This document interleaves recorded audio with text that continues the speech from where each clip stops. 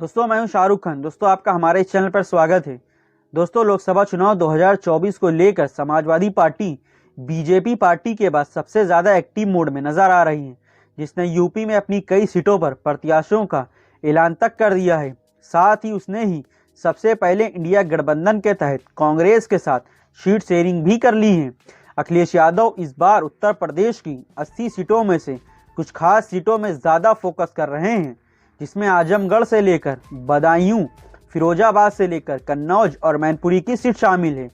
इन सीटों पर सपा समाजवादी पार्टी और उनके प्रमुख फैमिली यानी यादव परिवार का ही कब्जा रहा है। लेकिन पिछले लोकसभा चुनाव के दौरान 2019 के चुनाव में सपा को इनमें से भी कई सीटों पर तगड़ा झटका लगा था। पिछले लोकसभा चुनाव में अखिलेश यादव आजमगढ़ से जीते थे और 2022 के यूपी चुनाव में उन्होंने सीट खाली की, तो इस सीट पर उपचुनाव हुए। इस सीट पर उन्हीं के भाई धर्मेंद्र यादव हार गए थे।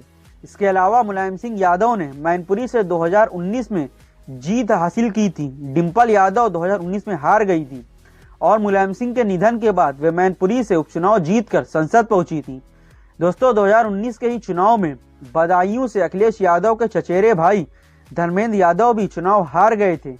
ऐसे में अखिलेश यादव नहीं चाहते हैं कि वर्ष 2019 की तरह ही सपा के मुख्य परिवार का कोई सदस्य 2024 में भी चुनाव हारे और परिवार की किरकिरी न हो। हाल ही में बसपा से एक पूर्व विधायक गुड्डू जमाली सपा में शामिल हुए हैं, जो कि एक बड़े मुस्लिम नेता के तौर पर जाने जाते हैं। अखिलेश यादव को उम्मीद है कि जमाली का सपा में आना और पार्टी के लिए मुस्लिम वोट बैंक के लिहाज से सकारात्मक होगा। अखिलेश ने जमाली के स्वागत के दौरान ही कह दिया था कि जमाली का आना पिछड़ा, दलित, अल्पसंख्यक यानी पीडीए तीनों ही मोर्चे को मजबूत करने वाला होगा। अखिलेश यादव ने आजमगढ़ सीट 2019 में जीती थी, लेकिन 2022 में उन्होंने इस्तीफा दे दिया था। इतना ही नहीं, सीट पर हुए उपचुनाव में उनके भाई धर्मेंद्र यादव 8000 वोट से हार गए थे। इस दौरान गुड्डू जमाली बसपा के प्रत्याशी थे। उन्होंने 2.66 लाख वोट से हासिल किए थे।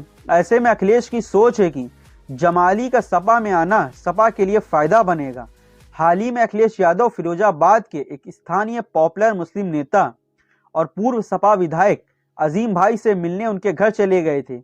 अजीम सपा से नाराज थे क्योंकि उन्हें 2022 के विधानसभा चुनाव में टिकट नहीं मिला था। उनकी पत्नी ने बसपा के टिकट पर चुनाव लड़ा था, काफी वोट काटे थे।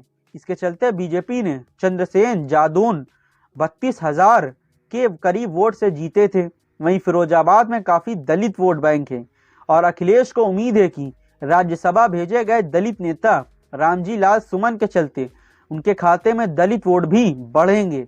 अखिलेश इस सीट का भी मुस्लिम दलित यादव कॉम्बिनेशन के जरिए भाई के लिए सीट सेव करने की कोशिश करने में नजर आ रहे हैं।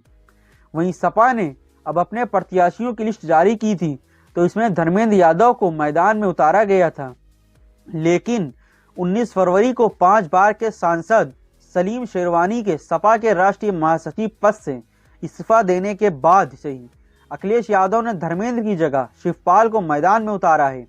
धर्मेंद्र को अब कन्नौज और आजमगढ़ सीटों पर सपा का प्रभारी नियुक्त किया गया है, जिससे यह संकेत मिलता है कि वह दोनों में से किसी एक सीट से लोकसभा चुनाव लड़ सकते हैं।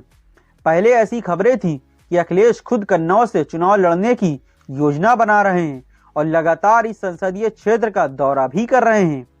उनकी पत्नी डिम्पल यादव 2019 में भाजपा के एक सुभद्र पाठक से 12,353 वोटों के मामूली अंतर से सीट हार गई थी।